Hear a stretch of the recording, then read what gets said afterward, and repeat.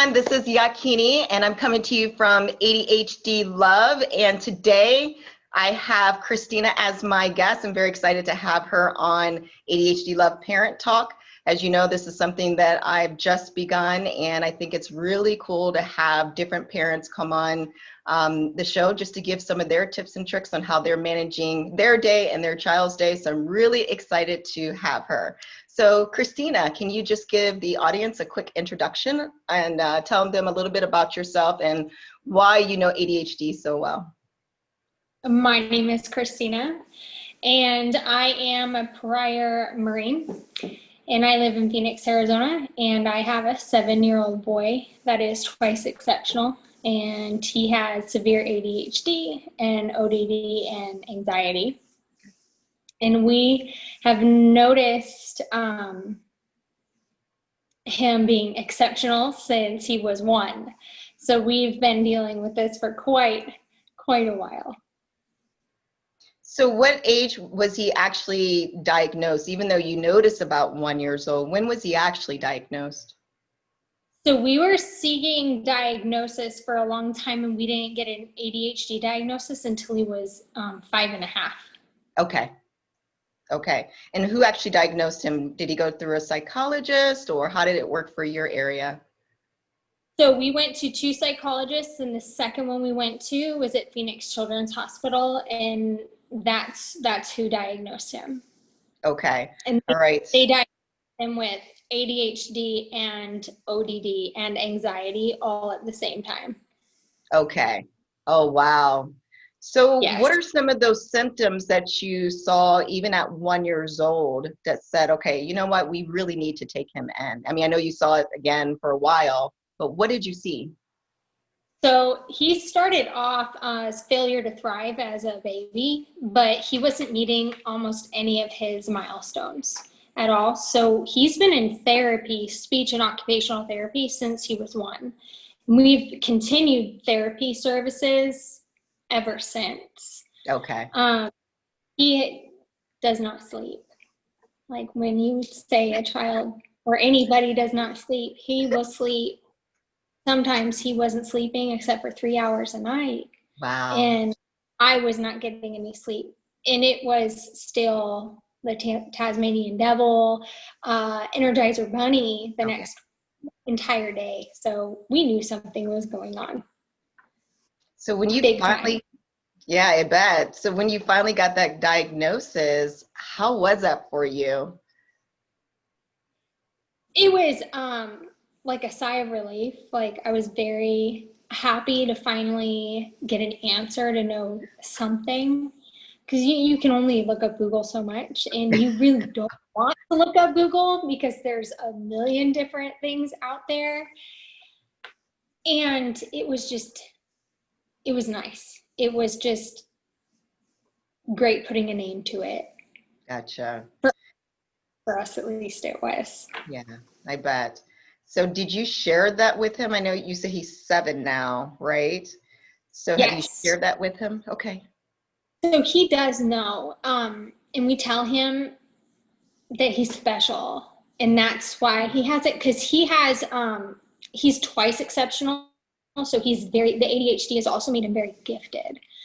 And I believe that it is directly related to the ADHD, and when he asks why he can do certain things or why he can't do certain things, at least yet, we do tie that into the ADHD. Okay. But he has asked why he's different from other kids, because he does have a little bit of a harder time making friends. Mm-hmm. And so we do talk to him about that, but he doesn't feel bad for having it. It is one of the things that we ask him, okay, why are you special? And he will say it's because he has ADHD. So we try to turn it into a positive, definitely. That's really cool. So I know there's some mixed feelings about, some people telling their children early, or do they want to tell them later? I was more like you, where right away I just told my child. And part of it is that's the same thing. I just wanted him to know why he didn't do the same things in certain ways that other children did. And we call it superpowers. So, this is the reason why you have this superpower. And then we talk about what his exceptionally superpower is, because even though every child, well, even though children have ADHD, every child works differently with their ADHD. So we talk about what his superpower is, and, you know, like hyperfocus, for example, and he loves it. I mean, it's just like, you know, don't get me wrong, he's very smart enough to understand some of his frustration, but at the same time, it's like, this is pretty cool. He's like, this is like, I'm part of a club. You know, it's like, this is pretty cool. And that's just what makes me happy for him. So very, very cool. Now, let me ask you something. So, you know, once you found out, what are some, well, first of all, what was the hardest thing about managing so once you had this diagnosis, what were some of the hard things about managing it? So you have this, you know, what did you do next? So the hardest part about managing actually came before we found out what it was, and it was the sleep in general, because it went on for a couple years. So we've seen a neurologist, and it happened. The hardest part started before and during diagnosis and a little after, and it's just been sleep. And so far, we've started to get a routine on it, but it disrupted not only his sleep, but it disrupted his sister's sleep and my sleep. And it's kind of turned the whole house upside down. And that's the hardest, definitely the hardest part. Because, you know, the hospital wants to throw a bunch of different medications at you. And you have to make that decision as a parent, you know, what do I want to do here? And that's a hard decision to make. And managing it as far as that goes, I don't hold a job right now, except for I do own my own business, but I can only do so much with it because he requires 100% of my attention all the time. Gotcha. And I'm lucky, I'm very fortunate to be able to do that, but I'd have to call out every single day of a job. If I held one, I'd be in trouble. So it's probably the hardest part in managing the ADHD for us. Understood. So he is physically at home with you right now? And even if, regardless of virtual learning, does he stay at home? Is he homeschooled? So we moved to homeschooling. We tried virtual learning last year. His school started it right away, right in the beginning of March. Okay. And virtual learning was a nightmare for us. So I withheld technology from my children. The neurologist said, hey, don't even start neurology with them. It'll make sleep worse. So I was not a technology person when it came to the kids. So when virtual learning started, it was a nightmare for us. And I decided during the summer to test out homeschooling, and it was amazing. We did project-based learning, and he learned more with the project-based learning than he had the entire year and a half. Wow. The entire year and a half, and even the school had made comments on how much he had grown. And then we had tried out virtual learning again while we waited for an ESA contract with the state, and it went awful. So we actually just signed an ESA contract with the state this last week so we could move over to homeschooling again. And ESA is what? ASA is the Empowerment Scholarship with Arizona. It allows us to access the funds that the state would have for him. And so I can use that for homeschool curriculum. I can use it for hiring tutors for him. I can use it for therapy. I can use it for extracurriculars. And it allows me to provide him the best services possible. Oh, wow. That is awesome. That is really cool. I wonder if other states offer the similar thing. I'm not sure, but it definitely is. It works out in our favor. That's very cool. So you've already talked a little bit about how you support him. So what are some other things that you have put in place to support your child just to get through a day, a week? So he is on medication. Okay. And that was a very difficult decision. I said I never wanted to do it. But I did have a doctor come and explain it to me very differently. And it wasn't a psychiatrist that did it. And it was a doctor who had ADHD who basically said, how do you want your child to grow up? Do you want your child to have the best possibility in life, or do you want your child to kind of hurt and not have the best opportunities? And that definitely helped sway my decision, and it was the best decision ever for us. So we do medication. He does the therapy like we talked about. And we do a lot of outdoor activities when we can, a lot of swimming to kind of get that energy level out. And then he does a lot of art and a lot of Legos. Nice, nice. And we're going to get to the Legos in just a second. I thought that was really interesting when I saw your page. So I'm really excited to hear about that. Yes. So for new parents, just general tips, some things that you have learned. What are some tips that you have for parents who just discovered that their child has ADHD? So I have a couple. Okay. So number one is advocate for your child and don't ever give up. Yeah. Biggest one. And that is with schools, with doctors, with everything. Advocate and don't stop, because I see a lot of parents start to advocate and then they just give up. Mm-hmm. And it breaks my heart. It really does. And number two is something that I do. I call it Mom Therapy Mondays. Yeah. I like that. I go to a therapist every Monday, and it makes me feel amazing, and it helps me with my parenting for my child. It helps me just talk about, hey, what happened this week? Let's see, what could I have done better? What did I do right? And it sets me up to have the most amazing week the rest of the week, and I de-stress. And I would love every parent, regardless if you have an exceptional child or not, to do it, but I recommend it to every single person. And it's great. I really recommend that.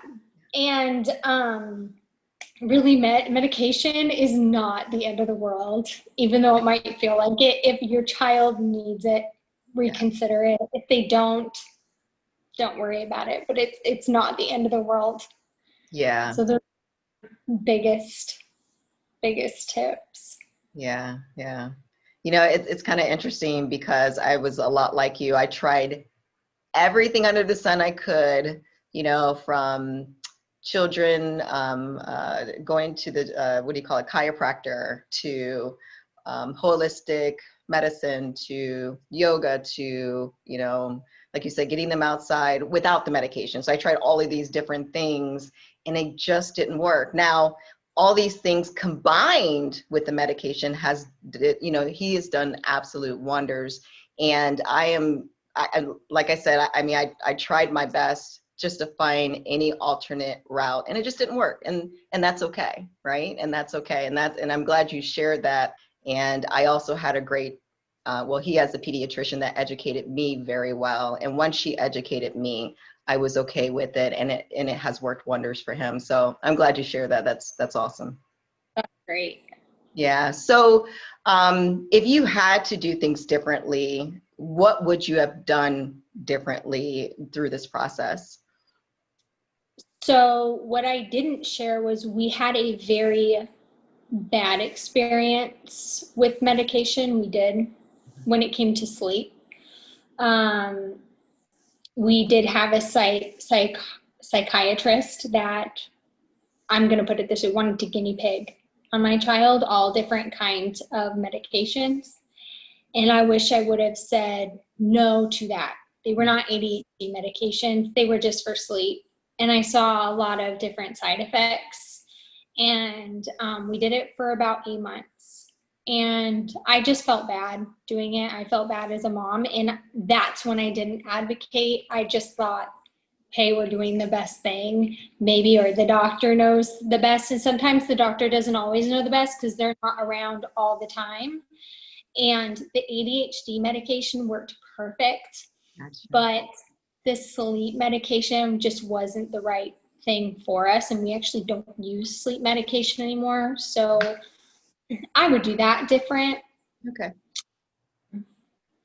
But that's about it, honestly, because I've tried everything under the sun. Like you talked, we have yoga books. I have books for myself. He's on Audible. I'm on Audible. I take him running in the morning. We do everything. That's cool.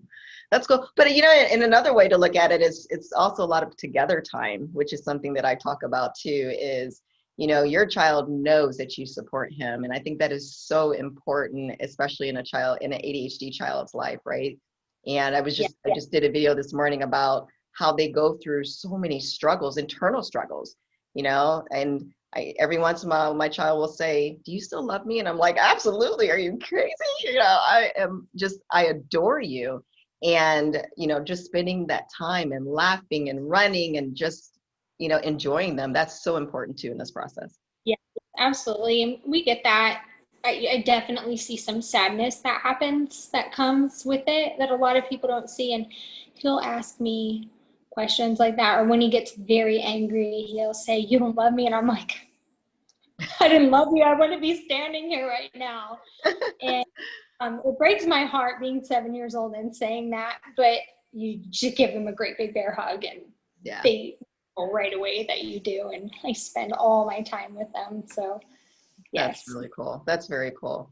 So is there any like resources any recommendations as far as books or YouTube channels or anything that you use?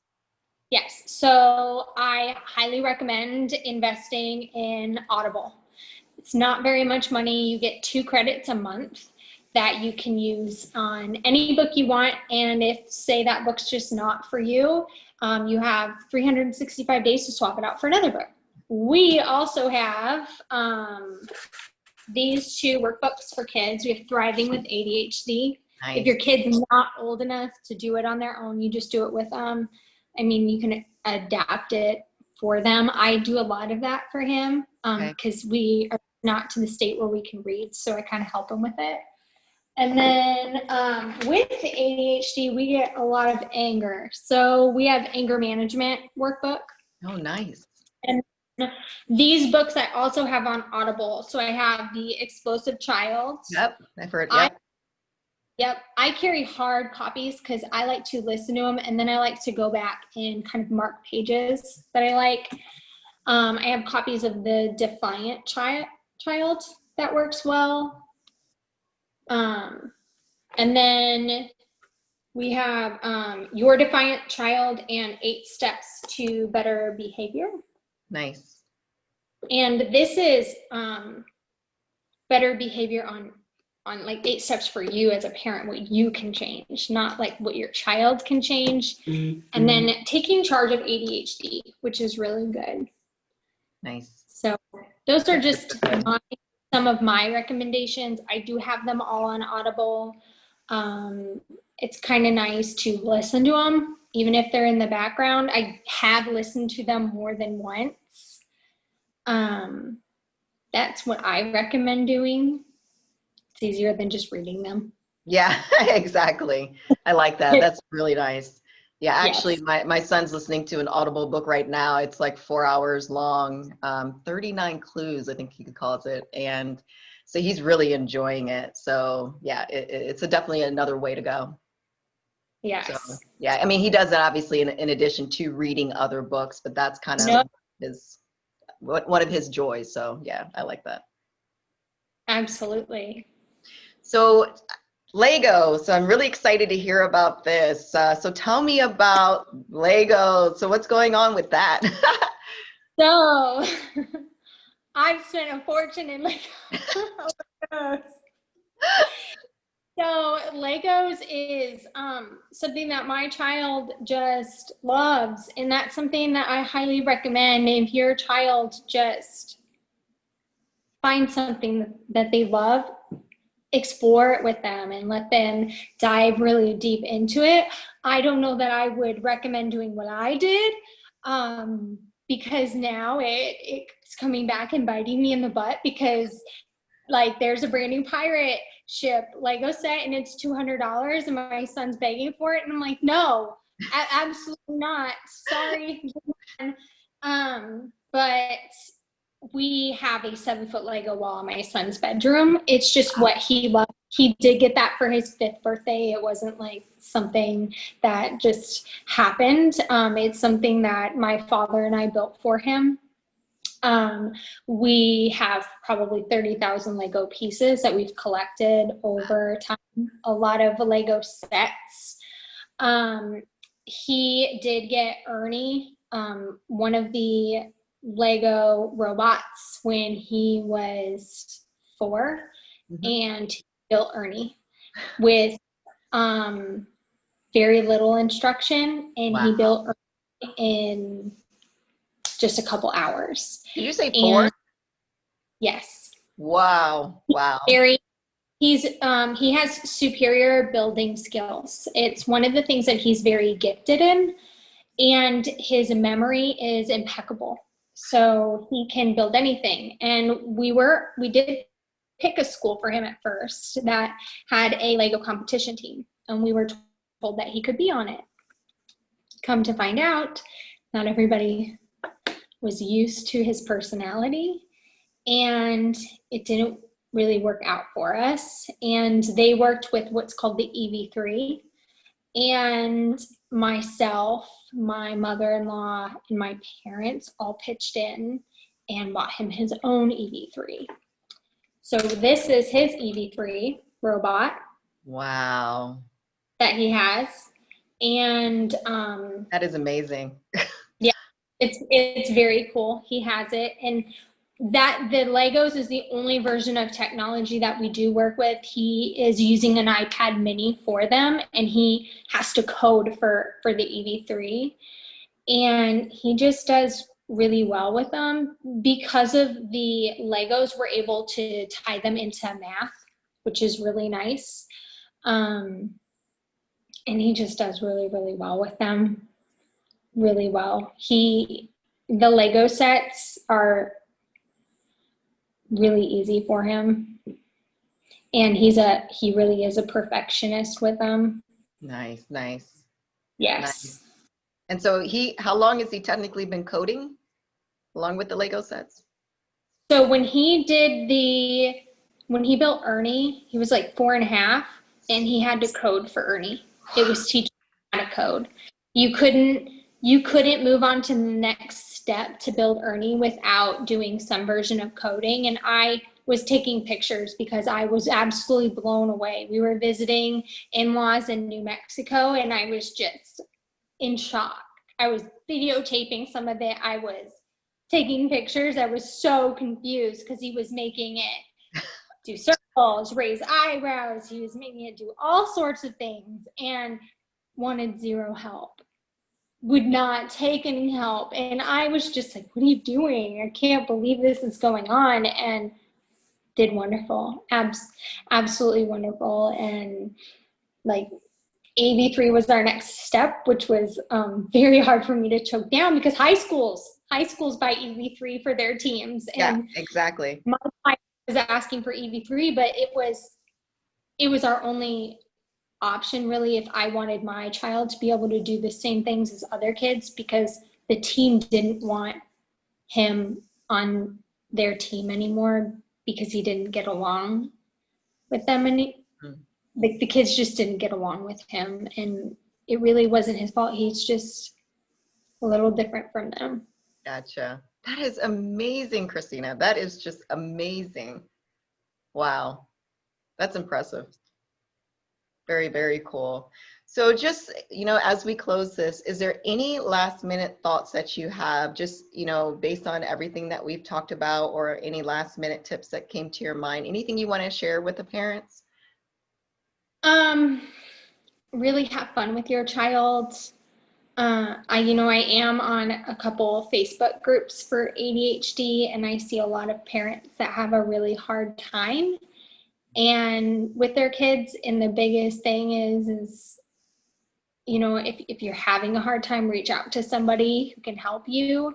Advocate for your child, and dive into something that they like, because if they like something, that can be their time to de-stress. And when they're having a hard time, give it to them. You can walk away, and then the two of you can come back together, and you'd be really surprised on how much easier life can get. Very cool. Well, I thank you so much for your time. This has been really wonderful learning about you and your child and your path so far. I mean, you guys are going to have a really exciting life. So I'm excited for him. So thank you. Thank you so much for sharing some of your time with me. Thank you. Absolutely. All right. You have a wonderful day. Thank you, you too.